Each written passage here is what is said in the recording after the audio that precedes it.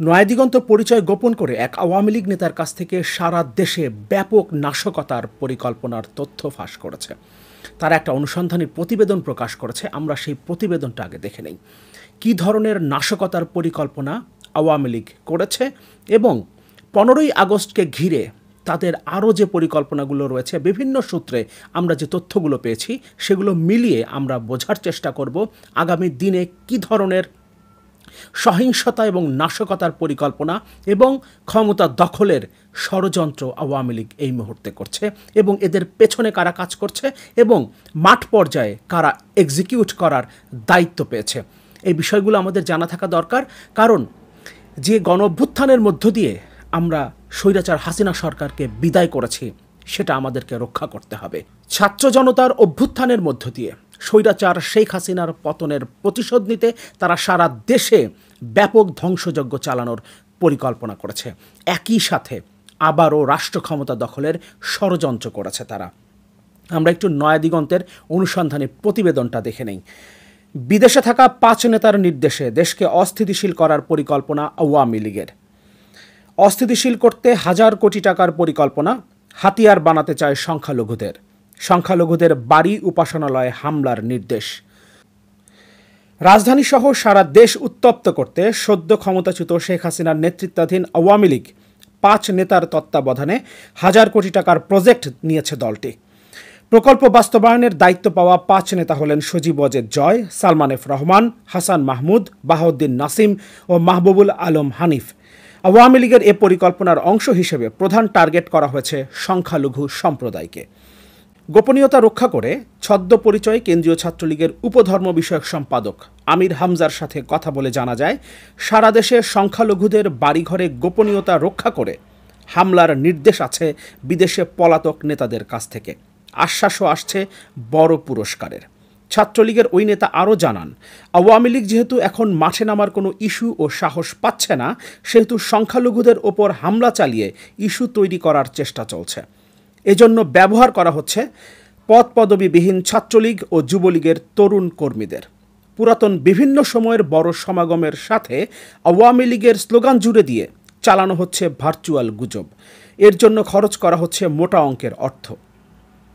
আমির হামজার কাছ থেকে আরও জানা যায়, সংখ্যালঘুদের বাড়িঘরে হামলার পরিকল্পনা সফল হলে আওয়ামীপন্থী বিভিন্ন সামাজিক সংগঠন ও সুশীল সমাজের লোকদের দিয়ে সংখ্যালঘুদের রক্ষার ইস্যু দিয়ে মাঠে নামানো হবে।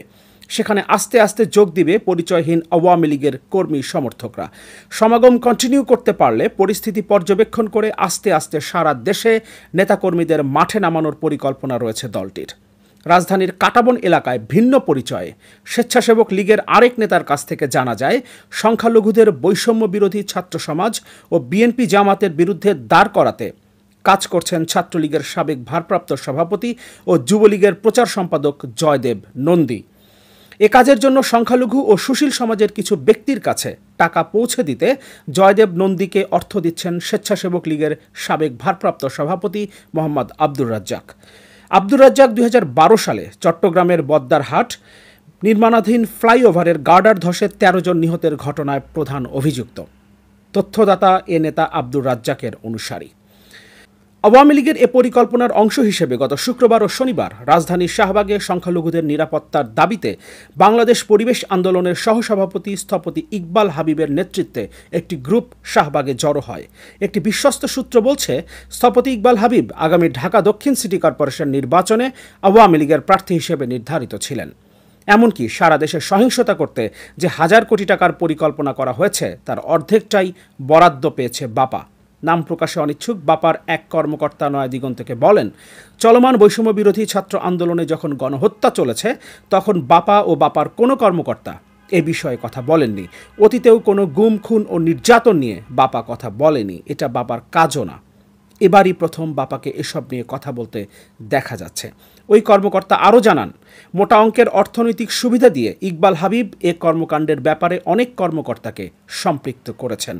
বিশ্বস্ত একটি সূত্র নয়াদিগন্তকে জানায়, এনএসআই এর সদ্য সাবেক ডিজি ডিএম জুবায়েরের তত্ত্বাবধানে ও তার ভাইরা দুবাই প্রবাসী ব্যবসায়ী আব্দুল কাইয়ুমের মাধ্যমে ঢাকার এসব সমন্বয়কারীদের কাছে বাজেটের 1/3 টাকা ইতোমধ্যে ঢাকায় পৌঁছানো হয়েছে।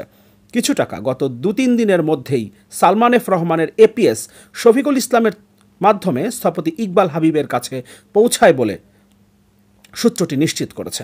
এরই মধ্যে গোপালগঞ্জ জেলা আওয়ামী লীগের 2 নেতার কাছে এ প্রকল্পের অর্থ পৌঁছে দিয়েছে যুবলীগের সাবেক চেয়ারম্যান ওমর ফারুক চৌধুরীর ঘনিষ্ঠ মিরপুর বিআরটিএর নিয়ন্ত্রক ও শেওড়াপাড়া আওয়ামী লীগ নেতা শামীম।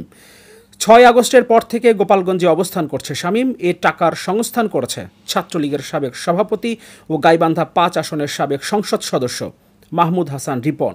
এছাড়া উত্তরাঞ্চলে নেতাকর্মীদের মাঠে নামাতেও টাকার মজুদ পৌঁছে দেওয়ার দায়িত্ব রয়েছে এ নেতার ওপর। এদিকে রাজধানীর শাহবাগ চত্বরকে টার্গেট করে বিভিন্ন সামাজিক সংগঠনকে মাঠে নামানোর চেষ্টা করছে দলটি।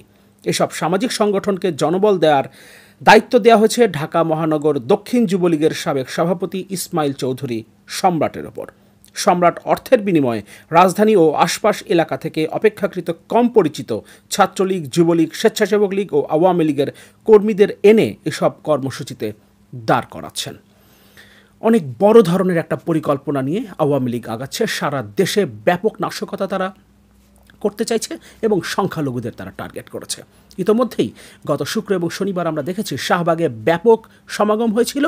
সংখ্যালঘুদের মুখোশে সেখানে আওয়ামী লীগের নেতাকর্মীরা জড়ো হয়েছিল এবং এই পরিকল্পনাটা সেখানে শেষ না। আমি এর আগেও আমার এই চ্যানেলে একটা ভিডিওতে সে ব্যাপারে কথা বলেছিলাম। যেটা শুরু করেছে তারা গত শুক্র শনিবারে আমরা যেটা দেখেছি এটা কন্টিনিউ করবে এবং সামনের দিনে এটা ব্যাপকভাবে সারা দেশে ছড়িয়ে দেবার চেষ্টা করা হবে। আওয়ামী লীগ নিজেরাই সংখ্যালঘু হিন্দুদের বাড়ি এবং মন্দিরে আগুন দিয়ে তাদের ব্যবসা প্রতিষ্ঠানে ভাঙচুর চালিয়ে দেশে একটা অস্থিতিশীল পরিস্থিতি তৈরি করবে এবং তারপর তারা এই হিন্দুদের বাঁচানোর নামে বিভিন্ন সংগঠনকে এনে দাঁড় করাবে এবং সেখানে আওয়ামী লীগের নেতাকর্মীরা শেল্টার পাবে, কারণ সারা দেশে তারা কোথাও জায়গা পাচ্ছে না, তারা এখন পালিয়ে বেড়াচ্ছে। ফলে এ ধরনের একটা কর্মসূচির আড়ালে তারা আবারও জমায়েত হবার সুযোগ পাবে।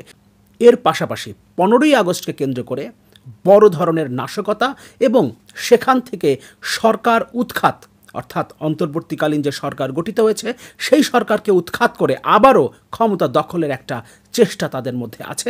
বিভিন্ন সূত্রে আমরা সেই তথ্য জানতে পেরেছি। ইতোমধ্যেই ধানমন্ডি 32 নম্বরে শ্রদ্ধাঞ্জলি অর্পণের অনুমতি চেয়েছে আওয়ামী লীগ এবং সভাপতি তারা হয়তো এই অনুমতিটা পাবে, কিংবা তারা যদি অনুমতি নাও পায় তারপরও তারা 32 নম্বরের উদ্দেশ্যে বিভিন্ন দিক থেকে যাত্রা করবে। এবং একই সাথে শাহবাগে গত শুক্র এবং শনিবার যে সমাবেশ তারা করেছিল, নিশ্চিতভাবেই 15ই আগস্ট বিকেলে তারা এই সমাবেশটা রাখবে। ফলে শাহবাগ এবং ধানমন্ডি উভয় জায়গায় তারা দখলে নেবার চেষ্টা করবে।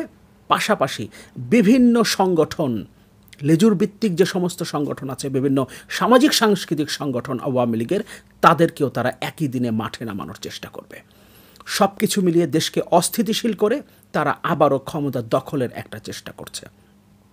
15ই আগস্টই শুধু না, যদি 15ই আগস্টে তারা ব্যর্থ হয় তারপরও যে পরিকল্পনা নিয়ে তারা এগোচ্ছে, এই পরিকল্পনা তারা চালিয়ে যাবার চেষ্টা করবে এবং যদি এদেরকে এখনই রুখে দেয়া না যায় তাহলে এই পরিকল্পনা অনুযায়ী সারা দেশে ব্যাপকভাবে নাশকতা শুরু করবে আওয়ামী লীগ।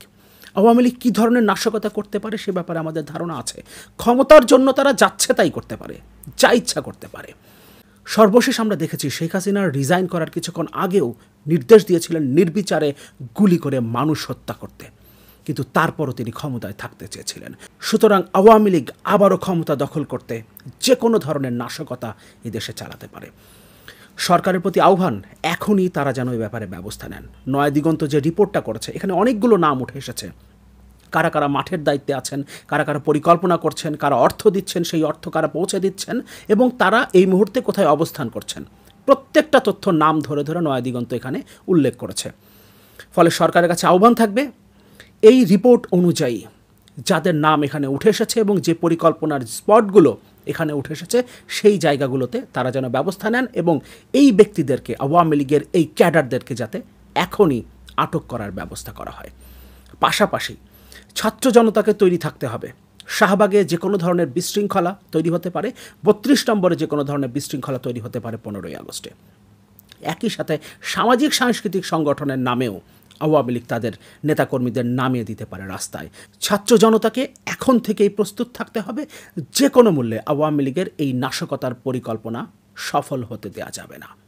এতগুলো মানুষের জীবনের বিনিময়ে এত বড় একটা রক্তক্ষয়ী লড়াইয়ের মধ্য দিয়ে আমরা যে বিজয় অর্জন করেছি, স্বৈরাচার শেখ হাসিনাকে আমরা যে বিদায় করতে পেরেছি, আমাদের সেই বিজয় আমাদেরকেই রক্ষা করতে হবে। একটা কথা আছে, স্বাধীনতা অর্জনের চেয়ে রক্ষা করা কঠিন। সেই যত কঠিনই হোক না কেন, আমরা জীবন দিয়ে হলেও আবারও আমাদের এই স্বাধীনতা, স্বৈরাচার শেখ হাসিনার কাছ থেকে আমরা যে আবারও স্বাধীনতা পেয়েছি, এই দেশটা যে আবারও স্বাধীন হয়েছে, সেই স্বাধীনতাকে রক্ষা করব।